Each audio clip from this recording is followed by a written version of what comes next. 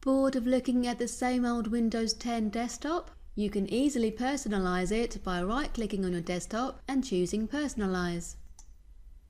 Click on Background to change the background picture.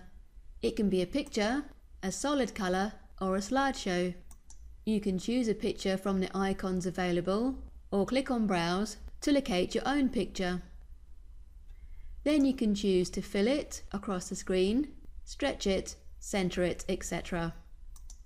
Click on Colors to change your entire color scheme. I'm going for a girly pink. To save your changes, just close the Settings dialog box. Brilliant!